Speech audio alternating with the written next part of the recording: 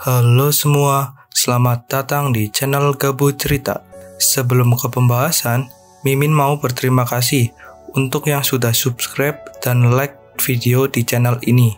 Dan yang belum melakukan itu, Mimin mohon bantuannya untuk segera subscribe dan like videonya.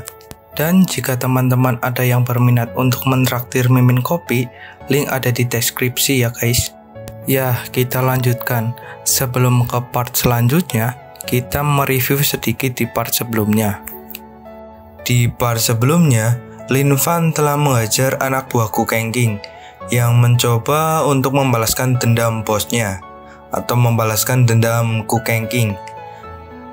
Di sini Lin Fan hanya menggunakan satu serangan untuk menyerang salah satu anak buah Gu Kengqing.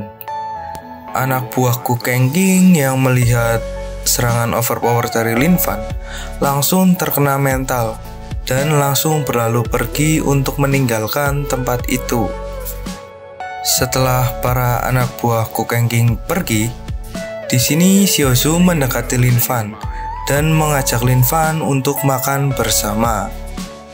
Tetapi Lin Fan di sini menolaknya karena Lin Fan mempunyai urusan dengan dosen Qin untuk menjelaskan semuanya. Akibat tolakan Lin Fan itu, di sini mata Xiao Zhu pun langsung berkaca-kaca, sedih karena Lin Fan tidak mau makan bersama.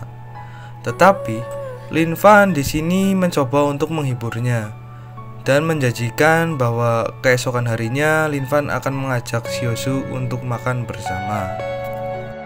Sepulangnya Lin Fan kuliah, Lin Fan langsung bergegas ke rumah dosen Qin dengan membawa kertas yang berisikan alamat rumah dosen Qin yang sebelumnya diberikan oleh dosen Qin. Setelah memastikan bahwa rumah yang di depannya adalah rumah dosen Qin, di sini Lin Fan pun langsung menekan belnya dan tak lama kemudian dosen Qin pun keluar dari dalam dan menyuruh Lin Fan untuk masuk ke dalam. Di sini dosen Qin telah menyiapkan makanan untuk Lin Fan. Lalu di sini sambil memakan makanan yang telah disiapkan oleh dosen Qin, Lin Fan menjelaskan bahwa dia telah mempunyai pekerjaan sehingga Lin Fan tidak perlu tinggal bersama dosen Qin.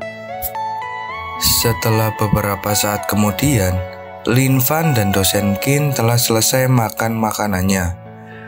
Lalu, di sini Lin Fan yang sudah menjelaskan semuanya kepada dosen Qin, Lin Fan pun hendak pamit kepada dosen Qin. Dosen Qin yang mendengar Lin Fan pamit pulang, di sini dosen Qin mengajukan diri untuk mengantarkan Lin Fan. Dan di sini Lin Fan pun memperbolehkan itu. Di dalam perjalanan pulang, di sini Lin Fan menyadari bahwa ada seseorang yang mengikutinya di balik semak-semak. Lin Fan pun di sini langsung mengambil sebuah batu dan langsung melemparkannya ke arah orang yang bersembunyi itu. Lemparan itu pun berhasil mengenai orang yang bersembunyi di semak-semak. Akibat lemparan itu, di sini orang itu pun sampai tersungkur ke jalanan. Setelah orang itu keluar dari semak-semak, di sini dosen Qin dan Lin Fan mengetahui bahwa orang yang bersembunyi itu adalah Bai Ge. Di sini Bai Ge yang sudah ketahuan langsung mencoba menahan Lin Fan agar tidak bisa pergi dari situ. Tetapi Lin Fan di sini hanya menghindarinya, tidak memperdulikan Bai Ge yang ingin menahannya. Akibat Lin Fan yang tidak memperdulikannya, di sini Bai Ge pun sangat kesal dan langsung melancarkan serangan ke Lin Fan. Sebelum serangan itu mengenai Lin Fan, di sini Lin Fan pun langsung menghempaskan Bai Ge.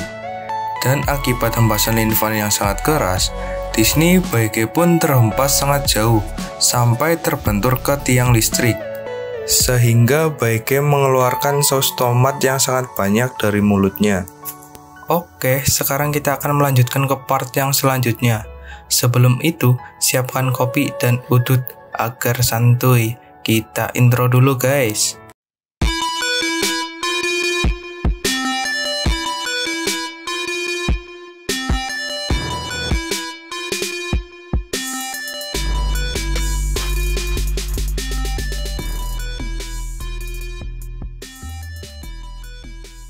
Di sini, setelah Baike terbentur ke tiang listrik dengan sangat keras, sampai-sampai dirinya memuncratkan saus tomat, sambil terduduk lemas di samping tiang listrik itu berkata kepada Lin Fan, "Aku yakin, di seluruh Universitas Kedokteran Shanghai ini tidak ada yang sebanding denganmu.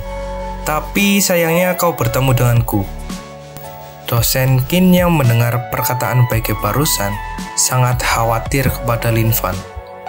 Di sini sambil menatap Lin Fan, dosen Qin berkata, "Lin Fan, bagaimana ini?" Lin Fan yang mengetahui dosen Qin khawatir kepadanya hanya menjawab santuy, "Tenang saja dosen Qin, Baike tidak akan bisa melukaiku." Anjay, MC nih bos. Di sini, Baike yang mendengar perkataan Lin Fan barusan langsung mengeluarkan senjata spiritualnya. Sambil tersenyum jahat, Baike berkata kepada Lin Fan, "Apa kau yakin dengan perkataanmu itu?" Lalu setelah berkata seperti itu kepada Lin Fan, di sini Baike langsung meneteskan darahnya ke senjata spiritualnya. Di sisi lain, Lin Fan yang melihat senjata spiritual Baike sangat terkejut, lalu bergumam di dalam hatinya, "Hah? Itu kan senjata spiritual tasbih Buddha? Biasanya itu hanya dimiliki oleh seorang biksu. Dan senjata spiritual tasbih Buddha itu sangat langka. Dari mana Baike mempunyai senjata spiritual seperti itu?" Baike yang melihat ekspresi Lin Fan sangat terkejut, hanya mengeluarkan senyum jahatnya. Lalu di sini Baike pun langsung bersiap menyiapkan serangannya kepada Lin Fan menggunakan senjata spiritualnya itu. Di sini setelah sebelumnya Baike telah meneteskan darahnya ke senjata spiritualnya itu, senjata spiritualnya itu langsung memancarkan api yang berwujud hantu yang keluar dari dalam senjatanya itu dan langsung mengelilingi area di sekitar Baike. Setelah api hantu itu mengelilingi area di sekitar Baike, di sini Baike pun langsung melepaskan api hantu itu ke arah Lin Fan untuk segera menyerang Lin Fan. Seketika api hantu itu langsung melesat dengan cepat ke arah Lin Fan. Tetapi di sini Lin Fan hanya terdiam melihat serangan api hantu dari Baike itu. Lin Fan di sini tidak mencoba untuk menahan serangan itu ataupun untuk menyerang balik ke arah Baike, sehingga serangan api hantu itu pun akhirnya mengenai tubuh Lin Fan secara langsung. Di sini Baike yang melihat serangannya berhasil mengenai tubuh Lin Fan secara telak sangat senang dan sangat merasa puas, mengira Lin Fan telah mati karena serangannya itu. Lalu sambil memegang senjata spiritualnya itu, di sini Baike berkata kepada Lin Fan, "Hebat sekali kau bocah, dapat memaksaku menggunakan tasbih 9 hantu ini. Kau seharusnya mati dengan bangga." Di sini Baike menyebut senjata spiritual tasbih ini dengan nama tasbih 9 hantu. Dan sebelumnya Lin Fan menyebut tasbih itu dengan nama tasbih Buddha. Ya, di sini ada perbedaan penyebutan nama di senjata spiritual itu ya guys. Tapi untuk kedepannya, senjata spiritual yang berbentuk tasbih itu kita sebut dengan nama tasbih 9 hantu aja ya guys. Supaya lebih kelihatan cocok aja sih menurut Mimin. Soalnya kan tasbih itu mengeluarkan api yang berbentuk hantu atau berwujud hantu lah ya guys. Lalu di sini setelah Baike mengatakan seperti itu kepada Lin Fan, Baike langsung bergumam di dalam hatinya, "Asal tahu aja kau bocah, tasbih 9 hantu ini adalah hadiah ulang tahunku yang diberikan secara langsung oleh leluhur keluarga Bai. Untuk menggunakan tasbih 9 hantu ini, aku hanya cukup meneteskan darahku saja. Dan otomatis senjata tasbih 9 hantu ini akan langsung aktif dengan hantu yang ada di dalamnya. Aku sudah membunuh banyak master dengan senjata ini." Ternyata Baike mendapatkan senjata spiritual tasbih 9 hantu itu dari leluhurnya ya guys. Di sini saat Baike sedang asik-asiknya bergumam di dalam hati, tiba-tiba ada seseorang yang berbicara kepadanya. "Oh, kemampuanmu hanya segini saja. Ya kita tahu ya guys, yang berbicara itu adalah Lin Fan. Baike pun yang tiba-tiba mendengar suara Lin Fan sangat terkejut dan sangat tidak percaya. Lalu berkata dengan terbata-bata, Apa? Bagaimana kau bisa baik-baik saja? Bahkan kau tidak tergores sedikit pun. Itu sangat mustahil.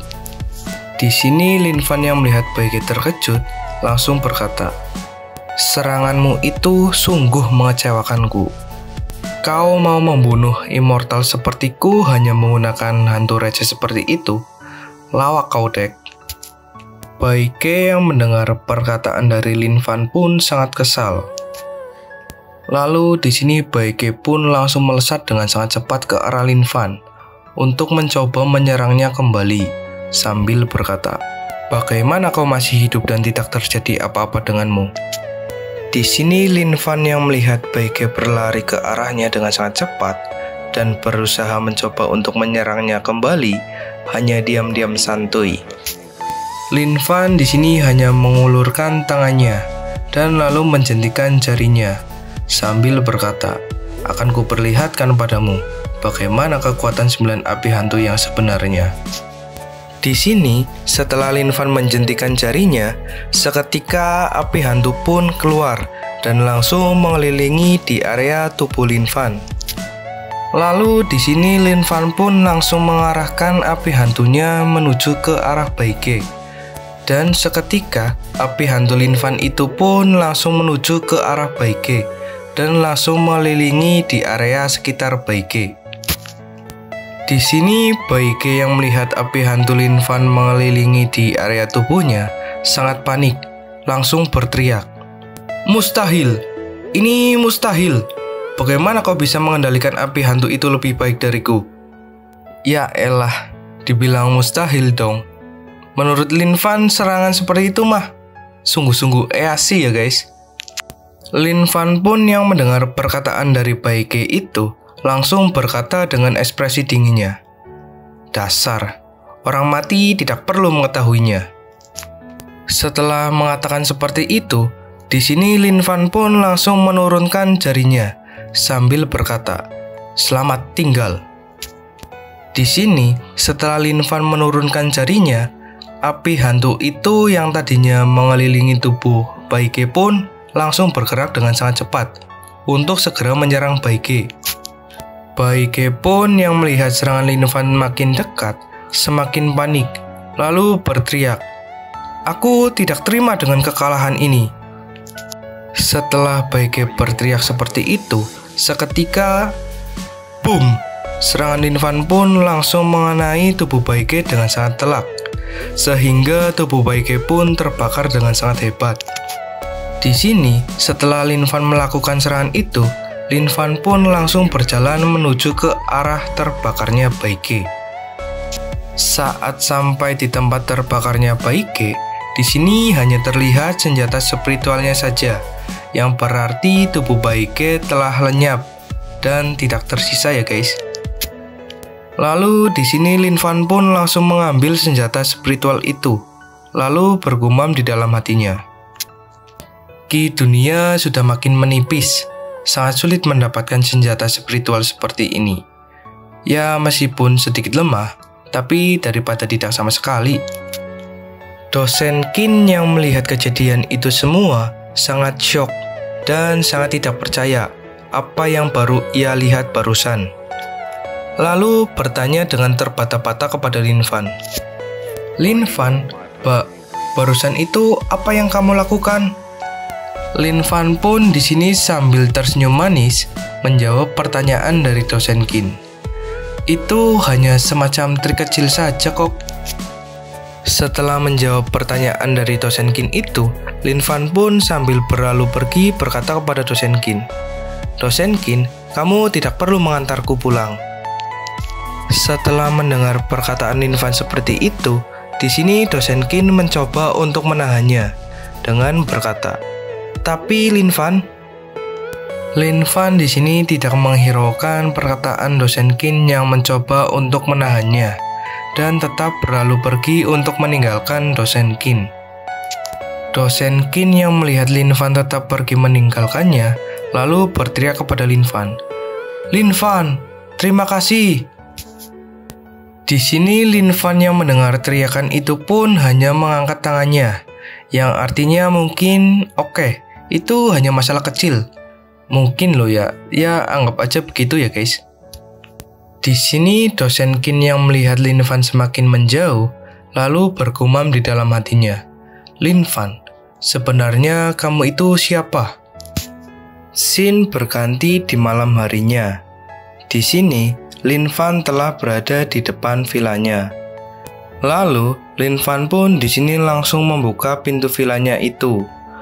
Setelah membuka pintu vilanya itu, di sini Lin Fan pun sangat kaget melihat adiknya yang belum tertidur. Lalu, di sini Lin Fan pun mencoba bertanya kepada adiknya, "Xiaodi, kamu kenapa belum tidur?" Xiaodi itu nama adik Lin Fan ya guys. Siapa tahu di sini ada yang lupa dengan nama adiknya Lin Fan. Di sini Xiaodi sambil mengucak-ngucak matanya menjawab pertanyaan Lin Fan. Aku menunggu kakak pulang lah." Lin Fan yang mendengar jawaban adiknya seperti itu langsung mendekatinya. Sambil tersenyum dan mengelus-elus rambut adiknya, Lin Fan berkata, "Dasar gadis bodoh, cepat pergi tidur." Adiknya pun di sini langsung menuruti perkataan Lin Fan dan langsung bergegas berjalan menuju ke kamarnya. Di sini Lin Fan yang melihat adiknya langsung bergegas menuju ke kamarnya, langsung duduk dan berkata, "Hadah, dasar anak-anak." Di sini, ketika Xiaodi berjalan melewati tangga untuk pergi ke kamarnya, karena ngantuk berat, tiba-tiba kehilangan keseimbangan dan hendak terjatuh. Lin Fan yang melihat adiknya hendak terjatuh pun sangat panik, lalu berkata, "Xiaodi, pelan-pelan." Lalu di sini Lin Fan pun yang tadinya duduk langsung berdiri dan langsung menghela nafas melihat adiknya yang hendak terjatuh dari tangga. Saat Lin Fan sedang menghela nafas, di sini tiba-tiba adiknya kembali lagi, dan itu sangat mengejutkan Lin Fan. Lin Fan pun langsung berkata kepada adiknya, "Kok kembali lagi? Ada apa?" Di sini adiknya pun langsung menjawab pertanyaan dari kakaknya atau dari Lin Fan ya guys. "Ada yang aku ingin bicarakan kepada kakak. Jadi gini, minggu depan itu ada acara pesta kelas. Apa aku bisa..." Di sini Lin Fan pun peka dengan perkataan adiknya. Sebelum adiknya menyelesaikan perkataannya, Lin Fan pun langsung berkata, "Jika kamu ingin pergi ke pesta itu, ikut aja, tidak apa-apa." Mendengar jawaban kakaknya yang mengizinkan dia pergi untuk ke pesta, di sini Xiaodi pun langsung loncat-loncat bahagia dan berkata, "Hore, hore, aku boleh pergi ke pesta." Lalu scene berganti di dalam kamar Lin Fan. Di sini, Lin Fan sedang duduk manis di atas ranjang tidurnya sambil memegang senjata spiritual tasbih 9 hantu yang Lin Fan dapatkan setelah melawan dan mengalahkan Bai Ge. Di sini, Lin Fan akan mencoba untuk memurnikan energi Qi yang berada di dalam senjata spiritual tasbih 9 hantu itu. Lalu tak berapa lama kemudian, Lin Fan pun berhasil untuk memurnikan energi Qi yang berada di dalam senjata spiritual tasbih 9 hantu itu. Di sini setelah Lin Fan berhasil memurnikan energi Qi yang berada di dalam senjata spiritual tasbih 9 hantu itu, energi Qi itu pun langsung melesat terbang di atas Lin Fan dan berputar-putar di udara. Lin Fan pun di sini sambil memandangi energi itu yang berputar-putar di udara, Lin Fan bergumam di dalam hatinya, "Jelas, tasbih ini mengandung Qi."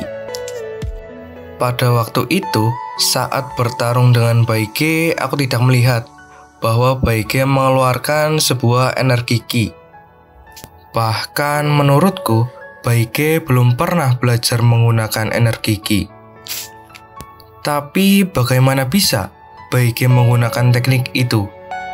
Seharusnya teknik itu membutuhkan energi Ki untuk mengaktifkannya. Teknik yang Lin Fan maksud itu teknik yang Baige gunakan di awal ya guys, yang api hantu itu. Di sini Lin Fan tidak mengetahui ya guys bahwa Baige dapat menggunakan teknik itu karena meneteskan darahnya ke senjata spiritual itu.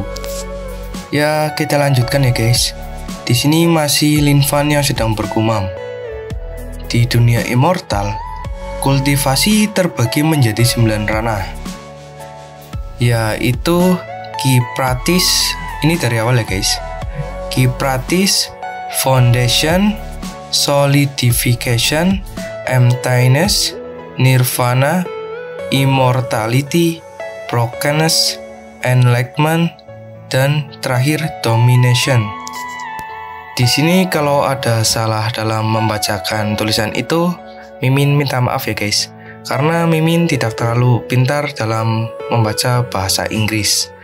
Kalau I love you, I need you, I hate you, dan lain-lain, Mimin pintar. Kalau yang itu terlalu sulit. Di sini pembatas 9 ranah itu dimulai dari ranah Immortality. Ranah di bawah Immortality itu untuk manusia, dan di atasnya atau ranah di atas Immortality itu untuk Immortal atau dewa lah ya. Ya intinya kalau di atas Immortality itu melebihi manusia. Lalu di sini Lin Fan mengingat di kehidupan sebelumnya. Di kehidupan sebelumnya, aku sudah mencapai ranah Enlightenment. Nama immortalku tersebar ke seluruh dunia, bahkan ke 3000 dunia, dengan menggunakan teknikku sendiri. Pada waktu itu, aku melawan banyak musuh di dunia immortal, dan tidak pernah kalah. Aku juga dihormati sebagai God King Immortal pertama oleh immortal-immortal lain. Namun semua berubah setelah aku mendapatkan batu 9 dewa surgawi. Immortal lain mulai bekerja sama untuk merebutnya dariku. Pada akhirnya, aku bertarung dengan immortal-immortal lain. Namun, aku cuma sanggup untuk melawan 36 immortal sendirian. Solo vs everybody guys. Pertempuran itu mengakibatkan keretakan surga dan tangisan darah semua jiwa. Dalam keadaan terpojok, aku tidak sengaja mengevolusikan teknikku ke tingkat extremity. Akibat teknikku itu yang mengalami evolusi, mereka semua terseret ke dalam medan immortalku. Jumlahnya itu adalah 36 immortal. Semuanya kubinasakan. Di sini, setelah pertempuran itu, setengah dunia immortal menjadi daratan kematian. Sebenarnya, aku tidak mati. Namun, aku mati karena hukuman surga. Kemudian, aku kembali lagi ke dunia ini. Lalu, di sini Lin Fan pun bertekad dengan sangat kuat, dengan berkata, di kehidupan ini, aku ingin mengultivasikan semua teknikku ke tingkat extremity dan kembali mengamuk di dunia immortal. Tapi sebelum itu, langkah pertamaku dalam kebangkitanku ini adalah kau. Dengan menatap tajam ke arah energi Ki yang sebelumnya Lin Fan murnikan dari senjata spiritual Tasbih 9 Hantu. Oke, sementara videonya sampai di sini dulu. Jika kalian suka dengan video ini, tolong like, subscribe, dan jangan lupa aktifkan tanda notifikasi loncengnya agar dapat notifikasi video terbaru dari Mimin. Dan bantu share video ini sebanyak-banyaknya kepada teman-teman kalian. Jika kalian tidak suka dengan manhwa ini, silahkan kalian tulis manhwa yang sekiranya bagus di kolom komentar. Nanti Mimin akan mencoba mencarinya. Jika menurut Mimin bagus, Mimin akan membawakan alur ceritanya.